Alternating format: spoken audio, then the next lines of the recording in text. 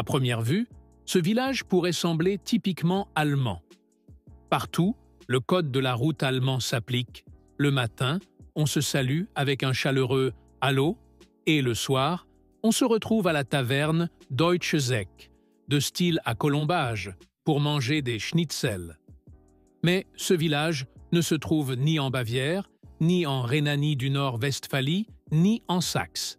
Non, ce village est situé en plein cœur de Moscou. Loin de sa patrie d'origine, ce village existe au sein de l'une des plus grandes métropoles d'Europe, comptant près de 13 millions d'habitants. Et pour être plus précis, il ne s'agit pas seulement d'un village, mais d'un véritable quartier allemand, connu dans toute la ville. Notamment, l'école allemande locale s'est forgée une telle réputation que même Poutine y a envoyé ses filles. Cependant, sur d'autres aspects, les habitants se tiennent à l'écart des Russes, ce qui a conduit à des particularités et traditions assez curieuses. Aujourd'hui, ce village est confronté à de nombreux défis, et plusieurs habitants parlent déjà de la fin imminente de leur cher village allemand. Il est donc grand temps de découvrir cet endroit. Comment une enclave germanophone a-t-elle vu le jour au cœur de Moscou? À quoi ressemble la vie sur place et pourquoi le village est-il en train de disparaître? Nous explorerons toutes ces questions passionnantes dans la vidéo d'aujourd'hui. Bonne découverte!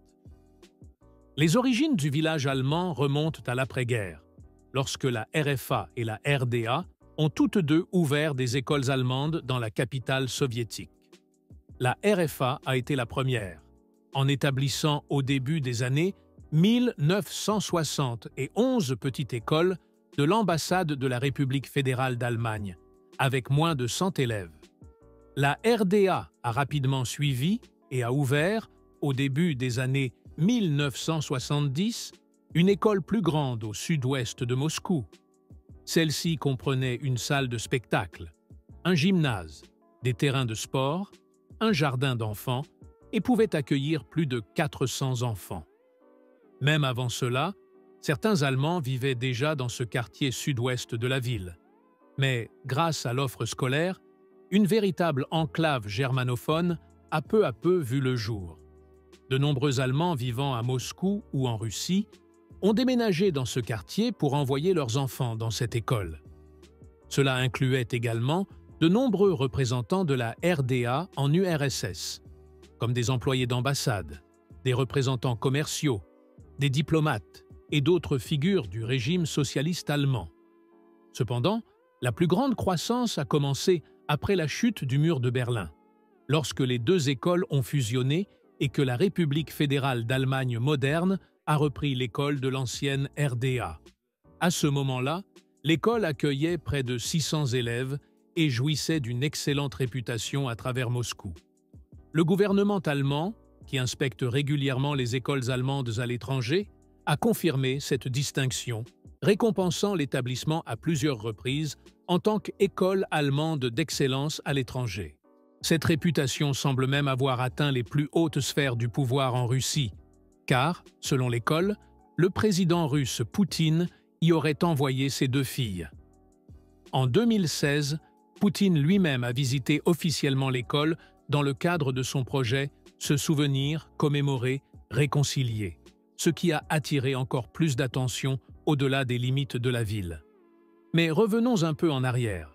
À partir des années 1990, ce quartier a connu un développement continu, devenant connu aussi bien par les Allemands que par les Russes sous le nom de village allemand. Dans les bâtiments, qui appartiennent encore aujourd'hui au ministère des Affaires étrangères allemand, de plus en plus d'appartements ont été construits et des immeubles supplémentaires ont été érigés. Cependant, ce quartier se distingue considérablement des zones voisines. La première chose que l'on remarque est une haute clôture métallique vert foncé, équipée de nombreuses caméras de surveillance. Cette clôture sépare le quartier résidentiel de la République fédérale d'Allemagne de la vie quotidienne moscovite. Elle vise à protéger les diplomates, donnant ainsi au quartier la réputation d'être l'un des endroits les plus sûrs et les plus prisés de toute la ville. Par ailleurs, les Allemands vivant sur place se démarquent fortement des Russes environnants. Même aujourd'hui, dans les rues, le code de la route allemand est appliqué, Les pelouses sont toujours soigneusement tondues et le menu de la taverne locale propose presque exclusivement des plats allemands. Grâce à de nombreux barbecues, événements scolaires et rencontres à la taverne, presque tout le monde se connaît et s'apprécie. La communauté du village est réputée pour être excellente. Cependant, cet endroit est de plus en plus menacé. Cela est dû, en partie, aux loyers extrêmement élevés.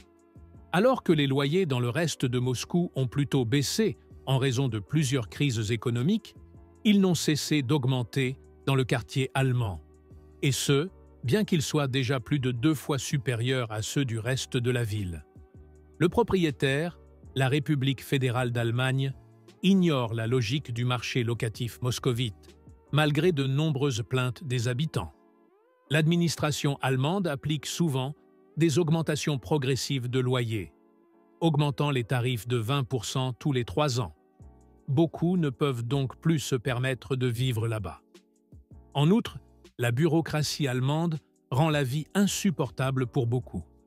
Et puis, bien sûr, il y a la guerre d'agression russe, qui a plongé les relations germano-russes à leur point le plus bas, compliquant encore davantage la vie des Allemands sur place.